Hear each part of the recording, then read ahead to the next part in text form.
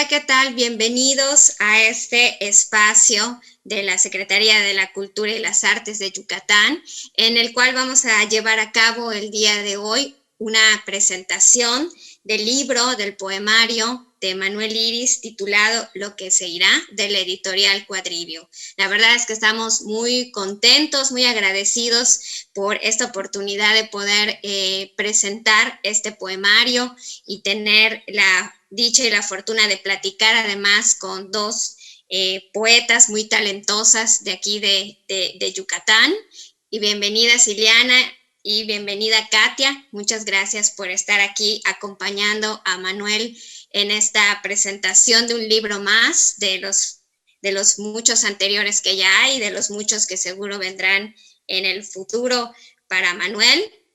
Hay que decir que no solo es celebrar la presentación de un libro, de un poemario, sino en un año que ya nos platicará Manuel, en un año que fue tan complicado, y que todavía sigue siendo complicado, que la poesía creo que y la literatura en general nunca se detuvo, fue de lo que no dejó de hacerse. Ustedes como creadoras y creadores, pues seguramente lo saben mejor que nadie, que la literatura ha sido una gran compañía, pero los creadores nunca dejaron la poesía y la poesía nunca nos abandonó.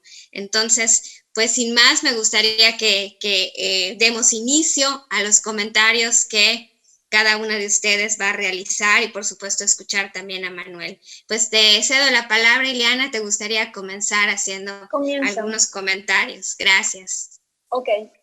Yo escribí un pequeño texto que les quiero compartir. Se llama No pasa nada. En el mundo del arte, la paternidad no suele encontrarse con suaves notas. Pienso en Saturno devorando a sus hijos de Goya o en la carta al padre de Kafka. Sin embargo, El príncipe feliz de Oscar Wilde quizá no existiría sin el hijo para el que la escribió, así como los cuentos de la selva de Horacio Quiroga o El Hobbit de Tolkien. Todos ellos comparten una cosa, como el padre que planta un árbol con la esperanza de que sus hijos disfruten de sus frutos, o aquel que solo sueña con levantar una casa para brindar seguridad a su familia. Los escritores hacen lo suyo. Manuel Iris lo hace. Utiliza las palabras con la esperanza de legar el asombro. Mientras escribo esto, escucho John I Love You de Sinéad O'Connor. Y es que creo que somos muchos artistas y no artistas los que hemos sentido al ser madre o padre una especie de renovación creativa. Como quien cree conocer el mar y de pronto es sacudido por sus olas, el ser madre o padre te obliga a mirar de nuevo todo aquello que creemos conocer. Siento muy cercano este libro, no solo porque tengo una hija, sino porque hace 3 años comencé un proyecto llamado Nesting con la llegada de mi segundo hijo. Contrasta mucho con el libro de Manuel Iris, porque mi proyecto estaba centrado en el presente y lo cotidiano salvaje de las maternidades, mientras que Manuel nos entrega un libro en constante disputa con el tiempo, lo que fue y lo que será, ese temor a las pérdidas, a los olvidos, a que el tiempo no basta. ¿De qué va esto entonces? Lo que se irá es una serie de poemas sobre las cosas que se nos escapan, las cosas incontrolables, los pequeños milagros a los que accedemos como espectadores temerosos. La escritura misma, los engañosos poemas son parte de esto, así como los milagros cotidianos, ordinarios, que vislumbramos cada día indolentes. Manuel Iris nos entrega un libro de poesía que gira en torno al asombro. Nos lleva de la mano para presenciar cómo el milagro se hace materia, encarna, mientras se pregunta constantemente qué es la poesía. El poema que surge de una circunstancia va más allá de ella. Es un objeto verbal único que recoge directa o indirectamente las vibraciones de la sensibilidad, la vigorosa energía de las emociones y amplía los recursos de la inteligencia. Su origen es predominantemente irracional y no obedece en general a una sola causa. Nos dice Hugo Gola en su ensayo Bosquejo de una travesía para el poeta y su trabajo. Y es así como a partir del nacimiento de su hija, este poeta nos entrega una investigación sobre la poesía desde la poesía misma. En el poema hace una posible explicación del amor, nos dice: la niña que tú fuiste me saluda desde el fondo de tus 30 años, y el niño que yo fui le responde emocionado. Porque hablando del tiempo, encuentra nuestros cuerpos como contenedores de memoria, a la manera de Magdalenas de Marcel Proust. La poesía de Manuel Iris está llena de instrumentos de evocación, como diría Beckett, que van y vienen y atraviesan años y distancias. Manuel Iris nos presenta un mundo artificial de árboles domesticados para hablarnos sobre la muerte, sobre los recuerdos que se escapan, la identidad y la pertenencia. Al menos en poesía, la imaginación no debe desligarse de la realidad, nos dice Wallace Stevens en Los Adagios. Por esta razón, Manuel Iris se sirve de la experiencia como padre para hablarnos del racismo, de la violencia y del temor a la muerte. Pide que el camino sea largo, cita Manuel Iris en su poema Releyendo a Cavafis. Y en medio de ese temor a lo que se nos escapa cada día, logra plasmar lo que cada padre, cada madre sabemos, que con la infancia de nuestros hijos se nos escapan los mejores momentos de nuestra vida a su lado. Entendemos así la fugacidad. El poeta, como lo había intuido Paul Klee, no es un árbol, sino el tronco del árbol, alimentado por el flujo del agua. El tronco no puede más que recoger y transmitir aquello que sube de la profundidad de las raíces, dice Marco Ercolani. Y son estas raíces las que despliega el poeta en su poema El idioma de la casa, con la intención de que haya una primera música reconocible. Pues, así como vivimos con árboles cuyas semillas fueron recogidas de África o Guatemala, la poesía de este poeta crece en otro idioma, en otro lugar, y florece sostenida por unas fuertes raíces. Creo que la poesía es algo que se siente, dice Borges. Y si ustedes no sienten la poesía, si no tienen sentimiento de belleza, si un relato no los lleva al deseo de saber qué ocurrió después, el autor no ha escrito para ustedes. Déjenlo de lado, que la literatura es bastante rica para ofrecerles algún autor digno de su atención, o indigno hoy de su atención y que leerán mañana. Por eso dije al principio que siento muy cercano a este libro. Me reflejo en él, específicamente en este poema, que fue mi poema favorito y tengo muchas ganas de leerlo. Se llama Grito de Guerra. Contemplando el mundo temerariamente por la ventana de un estudio en que conviven Lotfamón y muñecas, Apollinaire y juguetes, declaramos, melancólicos y triunfantes, ya no seremos poetas malditos. Se nos hizo tarde para morir jóvenes y nos sorprendió el amor. Escribimos y leemos desde lo alto de una bella torre de legos que nos hace pensar en el castillo de Duino y en nuestra vida de humanos militantes, de correligionarios, de trasnochar sin vino. En este templo consagrado a Verlaine, Baudelaire y Rimbaud, pero también a la voz de nuestros hijos, a la risa de los juegos y el olor del pan tostado en una casa, en que suceden cotidianamente la epifanía de la muerte, la enfermedad, el silencio, la lentitud y el espanto. Aquí escribimos. El ocupado tiempo de tanta luz entrando a cada hora y el temor de que todo, como todo, termine. Cada espacio del mundo engendra una verdad y cada verdad al poeta que la invoca. El barco ebrio nos pasó de largo. Ya no seremos poetas malditos y no pasa nada. Gracias. Muchas gracias, Ileana. Pues creo que, como bien ha dicho Ileana, ¿no? Es imposible no reconocerse en los versos, en los poemas, sobre todo cuando se habla de un tema, sí, de la paternidad, pero de la paternidad como un hilo hacia otros muchos temas, hacia esa preocupación como padres de este mundo en el que van a habitar nuestros hijos y aunque no tengamos hijos o quienes no tienen hijos, pues también somos hijos y también sentimos esa misma identificación. Y creo que por eso esto que ha comentado Ileana tiene un gran valor, ¿no? Porque es desde lo poético, pero también desde lo humano. Pues ahora vamos a escuchar a Katia. Katia, adelante. Muchas gracias. Qué gusto estar otra vez en un espacio con Roseli, con Manuel y con Ileana. Estoy muy agradecida de que me hayan invitado a presentar este libro. También preparé algo escrito, entonces creo que todos los que estamos aquí escribimos mejor de lo que hablamos, ¿no? Entonces me voy a permitir leer lo que preparé para esta presentación. Cuando Manuel, a quien conozco muy poco, pero aprecio mucho, me llamó para invitarme a presentar Lo que se irá, dijo que era en parte por algunos poemas que yo había escrito sobre la figura paterna. Lo que he dicho sobre mi papá, un hombre del que hace unos días mis hermanas enviaron un retrato acariciando un gato bebé, y del que recuerdo entraba a la casa el día de San Valentín con globos rojos para nosotras. Un hombre tierno.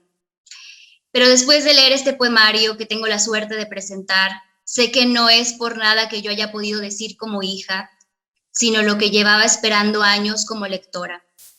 Que alguien hablara de una paternidad como la viví, como es posible. Ya lo dijo mejor el mismo Manuel en su ensayo Poesía y Paternidad. En la literatura, el padre es casi siempre ausente o abusivo. Los ejemplos son tantos, tan variados y tan canónicos que no vale la pena enlistarlos. La búsqueda del padre es casi un género literario. Matar al padre es un término común, destinado incluso a hablar de la tradición literaria. Los poemas a los hijos suelen ser escritos luego de tragedias familiares o tienen tono de disculpa precisamente por no haber ejercido una paternidad amorosa. El peligro de la historia única, como dice la grandísima Chimamanda Adichie, tiene que ver con lo que pensamos que es posible. El peligro de escribir lo que leemos y no lo que vivimos.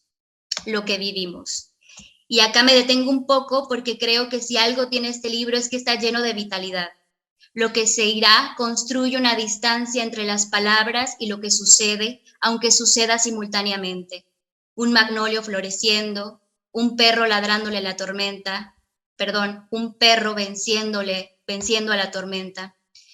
Momentos que se añoran un segundo después de haber pasado. Lo que se irá, desde su nombre, nos da una pista de la nostalgia que encierra la vitalidad.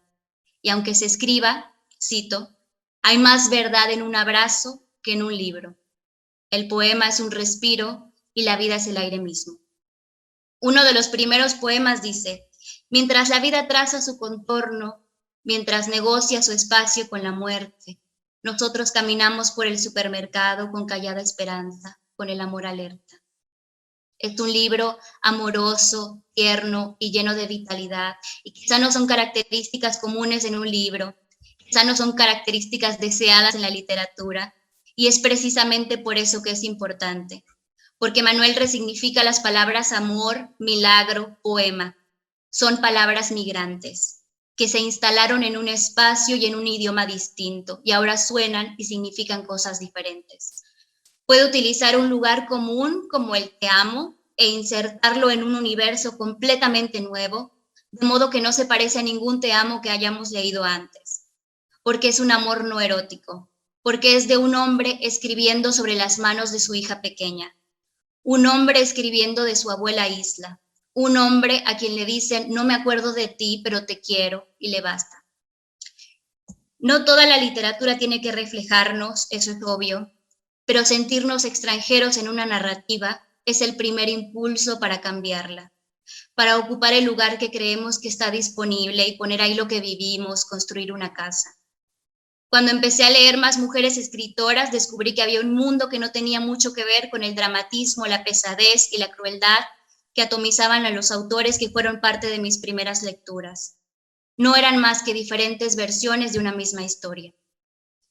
¿Por qué los escritores jóvenes incluso seguimos pensando que los temas de la literatura siempre tienen que ser la crueldad, el dolor, la tragedia?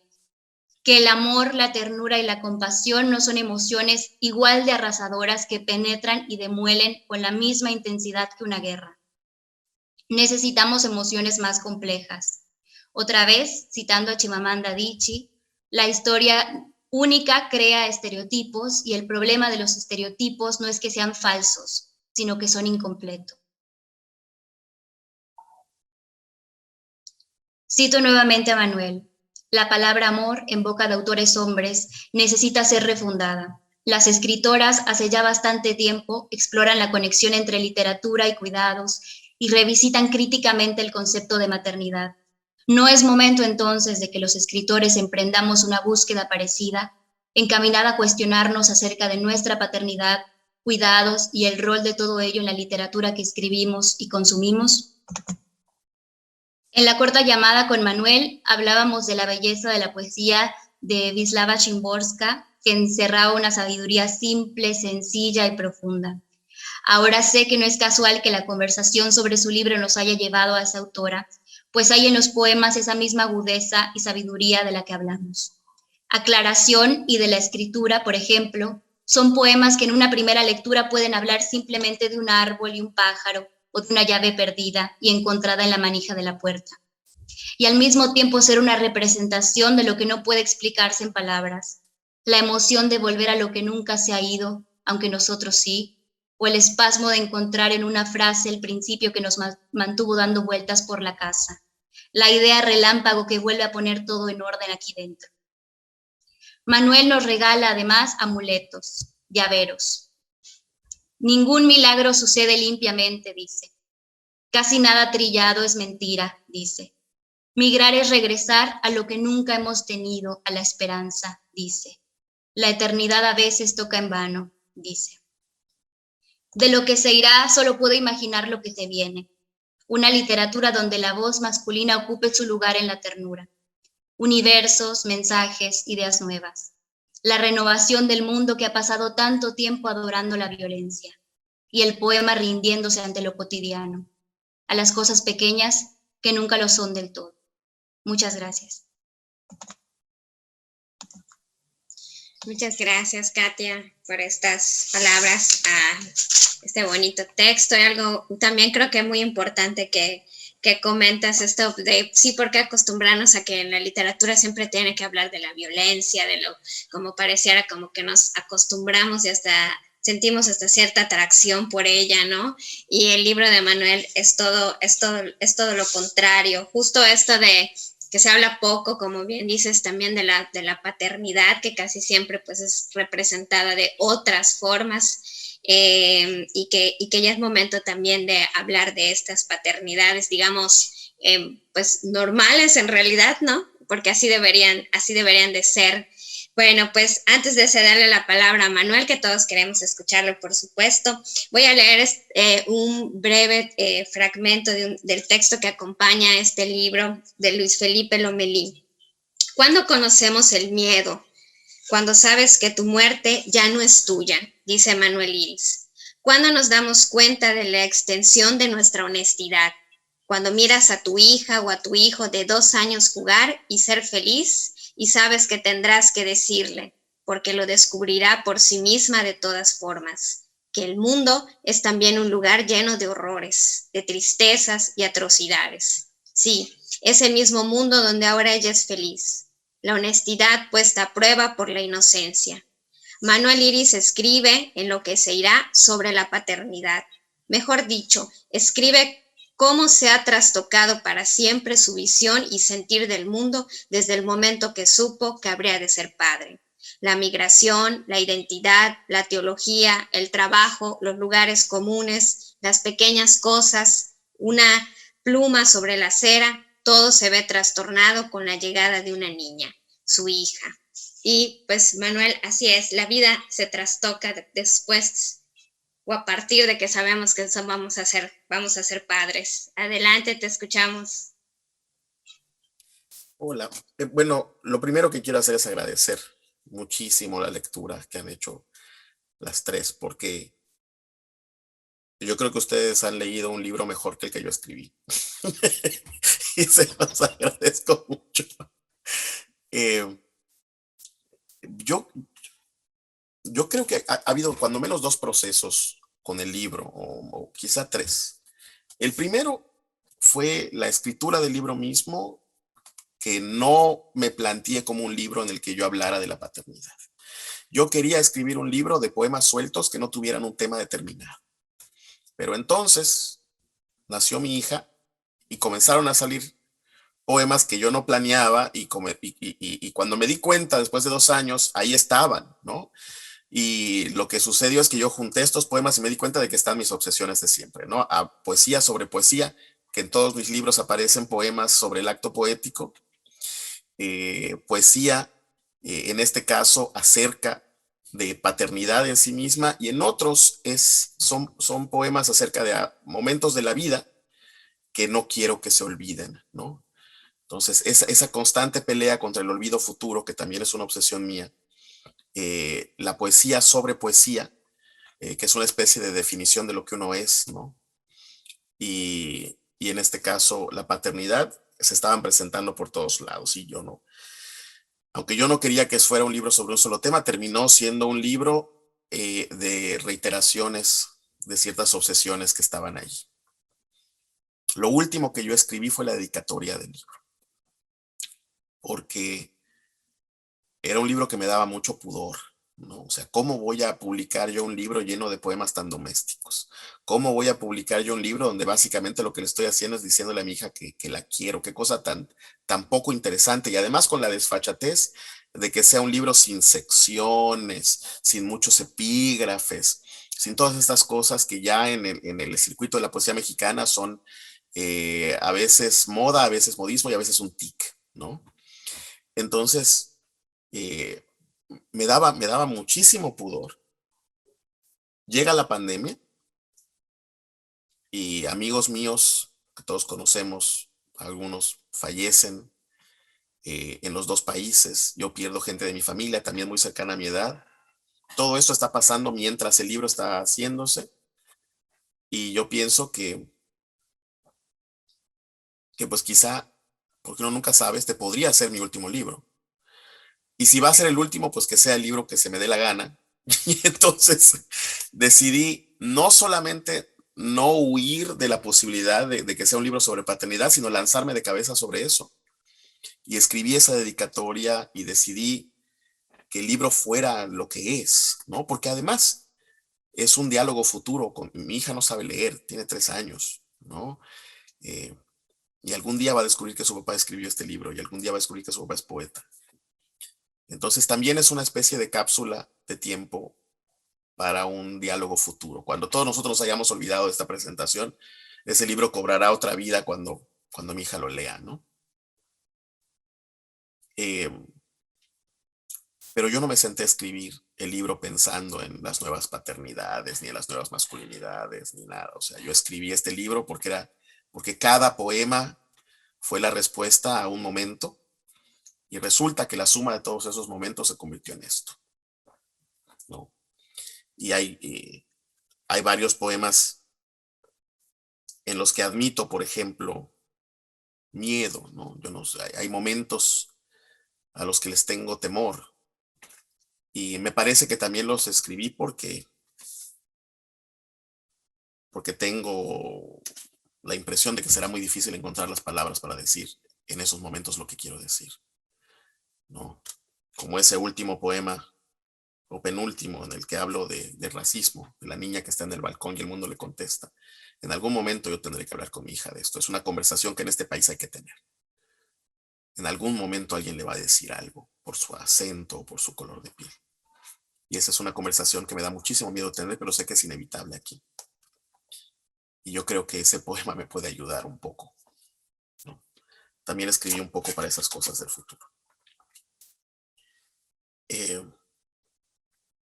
Y bueno, yo ahora estoy más tranquilo con lo que este libro hace, pero les quiero confesar que me daba muchísimo pudor, un poco de vergüenza incluso, ¿no? Pero es lo que es.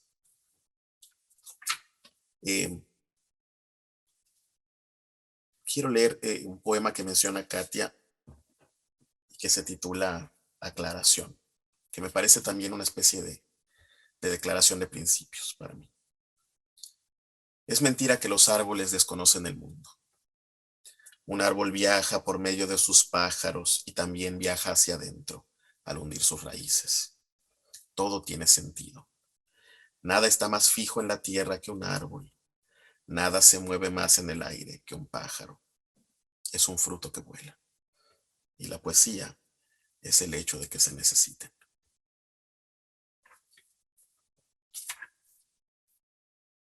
Voy a leer un poema que para mí significa mucho, que creo que fue el primer poema sobre paternidad que yo escribí. Testigo. Está bailando tu hija, dice mi esposa, y se toca la barriga. Desde hace varios meses soy testigo de lo que sucede ahí, debajo de sus manos. Mi esposa es una casa dentro de mi casa y yo estoy fuera de mi propio corazón. Seguro está contenta, dice. Y yo sería capaz de renunciar a la poesía a cambio de tener dentro de mí a mi hija, de sentir la danza que las une a todos los principios. Pero la opción no existe y hago lo que puedo. Cocinar, solucionar antojos, escribir el poema en el que digo lo que veo desde este lado de la piel en que se encarna el misterio. Y testimonio, con amorosa envidia, que un milagro tantas veces repetido es un milagro y nada menos. El poema que mencionó Ileana y que yo también quiero leer es un poema que a mí me hace sonreír y que es el resultado de una broma. Yo tengo un compañero aquí en Cincinnati, un amigo muy querido que se llama Víctor Vimos, uno de los dos a los que le dedico este poema. Y en una ocasión yo estaba fuera de mi casa jugando con mi hija y él pasó caminando yendo a la suya, jugando con la suya. Y cuando él me vio con mi hija, gritó de un lado a otro de la calle, además lo gritó en español, me dijo, ya no seremos poetas malditos, Manuel. Me dijo, ya no fuimos poetas malditos. Y yo me reí mucho porque él estaba cargando unos cartones de leche y yo venía del súper también. Era bastante obvio que ya no íbamos para poetas malditos con nuestras hijas ahí agarradas. Además, mi hija y la suya son mejores amigas. Y me pareció que no me di cuenta yo en qué momento me olvidé de la posibilidad de ser un poeta maldito, esa cosa tan añorada de ser ese poeta oscuro, ¿no? Que además yo nunca pude ser, nunca fue mi personalidad ser triste. Pero asumir ese verso final, ese y no pasa nada, también es una poética de vida. Yo creo que la importancia para mí de este poema es la declaración de que cada poeta del mundo inventa su manera de existir poéticamente. O sea, si existe un poeta del fútbol y lo que hace es jugar fútbol, esa es su manera poética de habitar el mundo, ¿no? Y que cada quien tiene que habitar inventar su propia persona poética, ¿no? Grito de guerra. Para Víctor Vimos y Fernando Trejo, sonrientes soldados de la misma batalla. Contemplando el mundo temerariamente por la ventana de un estudio en que conviven Lautremont y muñecas, Apollinaire y juguetes, declaramos melancólicos y triunfantes: ya no seremos poetas malditos. Se nos hizo tarde para morir jóvenes y nos sorprendió el amor. Escribimos y leemos desde lo alto de una bella torre de legos que nos hace pensar en el castillo de Duino y en nuestra vida de humanos militantes, de correligionarios de trasnochar sin vinos, en este tiempo consagrado a Verlaine, Baudelaire, Rimbaud, pero también a la voz de nuestros hijos, a la risa de los juegos y el olor de pan tostado en una casa en que suceden cotidianamente la epifanía de la muerte, la enfermedad, el silencio, la lentitud y el espanto. Aquí escribimos el ocupado tiempo de tanta luz entrando a cada hora y el temor de que todo, como todo, termine. Cada espacio del mundo engendra una verdad y cada verdad al poeta que la invoca. El barco ebrio nos pasó de largo. Ya no seremos poetas malditos. Y no pasa nada. Leo un poema más, que para mí es un poema importante,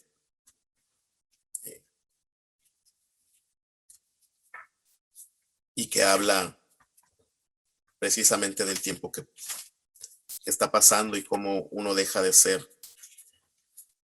el protagonista de la historia para convertirse en otra cosa, ¿no? Estoy leyendo a Cavafis precisamente. Como cualquiera que haya sido joven y leído ese poema, yo me pensé Odiseo. Mis calles eran Ítaca, la vida, el viaje y volver, un misterio lejano. Es hermoso pensar que uno encarna la aventura. Pero has nacido y un día partirás hacia tus propios lastrigonios, a pelear contra tu propio Poseidón en el camino a sitios no explorados. Yo voy a estar aquí, esperando a que me cuentes lo que has visto, las cosas que viviste. Yo fui Odiseo antes de ver tus ojos. Ahora, serenamente, me convierto en Ítaca. Les agradezco mucho a las tres su tiempo y su lectura. No, muchas gracias a ti, Manuel, por, pues, también muchas felicidades, ¿no? Por este poemario, por esta publicación y tener además esta maravillosa idea de ahora sí que encontrarnos o reencontrarnos aquí con Katia, con Iliana, que creo que hiciste una gran elección también me gusta mucho que haya esta comunión entre ustedes como poetas, ¿no? Entre estas referencias y a pesar de las distancias y a pesar de las generaciones, ¿no? Que haya estas hermosas oportunidades para leer el trabajo, para leer la creación de otro y poder compartir y poder opinar y poder también pues difundir la obra de los demás, ¿no? Eso a mí me encanta y aparte que Manuel siempre ha sido un gran amigo, tan generoso también, ¿no? De justo de estas formas de también compartir con los demás hacia donde los lugares, en todos estos lugares donde está y se presenta, siempre ser un gran representante de la poesía que se hace aquí en Yucatán y en la península en general. Les debo la guayabera hoy, pero les juro que sí soy yo, por si alguien no me reconoce. Pues nos queda, creo, como para comentar, Manuel, dónde se consigue, dónde se puede adquirir lo que se irá, porque eso creo que es muy importante para la gente que escuchó estas presentaciones, estos comentarios tan acertados y tan lindos que se han hecho del libro, entonces obviamente van a querer leerlo, estoy segura. Ay, antes de que pasemos a los avisos... Oye, Manuel, quiero felicitarte muchísimo por haber vencido esos pudores y atreverte a sacar este libro que, como decía Katia, yo creo que va a abrir un poco de camino hacia estos poetas, me incluyo, hacia estos poemas de closet que guardamos un poco por temor a no... es cursi, es amoroso, o sea, de verdad te felicito, me reconozco muchísimo en lo que acabas de decir. Es un libro de verdad que disfruté muchísimo, poema a poema, me encontré en ellos, pero yo que escuché a Katia muy atentamente, creo que no tienes que tener un hijo para sentir lo que yo sentí leyendo tu libro y también lo que dice Ros, estamos hablando de paternidades normales, de todos deberíamos de sentir esto, porque no lo platicamos, porque siempre estamos o sea, la poesía siempre tiende a ser trágica, el arte tiende a esto, ¿no? Al drama. Yo creo y espero que con tu libro estés abriendo un camino para muchos. Y de verdad te felicito, es un libro hermoso. A mí me encantó, te felicito en verdad. Muchas gracias, Ileana. No sé qué decirte. Pero ojalá y que todos lean el libro como lo leíste tú. Y para contestar lo que decía Roseli, el libro se consigue en las librerías Gandhi y en el sótano. Si uno va a la página de internet de librerías Gandhi, se encuentra ahí. Y creo que también va a estar en Educal, pero ya está a la venta en Gandhi y en el sótano. Y si están en Estados Unidos, la editorial Dos Madres Press publicó al mismo tiempo la versión bilingüe de los poemas, ¿no? El libro en inglés se llama The Parting Present. Yo soy mi propio traductor con la ayuda de un poeta irlandés que se llama Kevin McHugh. bueno, pues eso, y estoy muy, muy, muy contento y sigo un poco nervioso, de verdad, Ileana. Pero lo hecho está, el libro ya salió, ya no hay para dónde correr. Y No, para nada. O sea, definitivamente creo que un poeta, lo que dijiste, tiene que vivir poéticamente y sin vergüenza. O sea, hay que ¿para habitarse. qué? O sea, Total, exacto. hay que habitarse. También creo eso. Sí, es excelente. Katia, no sé si quieras comentar algo más antes de que cerremos. Pues agradecer, yo leí el libro hace varios meses bueno, no varios meses, varias semanas cuando me lo mandó Manuel y lloré violentamente porque se puede sentir súper profundamente con palabras como amor, ternura, milagro. Y yo dije, bueno, voy a aguantarlo y seguramente cuando lo vuelva a leer ya voy a poder escribir algo sensatamente. Y lo volví a leer y volví a llorar. Entonces, la verdad es que es un libro, y hace mucho que no lloraba así con un libro. Me parece que hay mucha emoción, hay mucha fuerza en lo que escribes y coincido con Iliana en que qué bueno que saliste de ese closet, del closet de la ternura, porque sí, digo, al menos yo es algo que estaba esperando leer hace mucho, mucho tiempo Sí, y a lo mejor no lo sabía. una amiga mía me hablaba de la ternura, a propósito de este libro y de otras cosas, de la ternura como posición política, que es algo que yo tampoco había pensado, pero que hay una política, ¿no? De la ternura, o sea, esto es lo que es y esa es la manera en que me enfrento al mundo. Y yo creo que sí, que sí, por ahí va la cosa. Muchas Pues, gracias, Katia. Muchas pues gracias. muchísimas gracias de verdad a Katia, a Ileana y por supuesto a Manuel por este espacio. Ojalá y en algún momento podamos coincidir físicamente porque seguro será todavía más emocionante escucharnos y vernos en persona Así y es. compartir con Manuel próximamente. Pues les agradecemos muchísimo a quienes nos siguieron y les invitamos a que continúen pues siguiendo los contenidos que se difunden a través de Cultura en Línea. Muchísimas gracias y hasta pronto. Muchas gracias. Juntos transformemos Yucatán. Gobierno del Estado.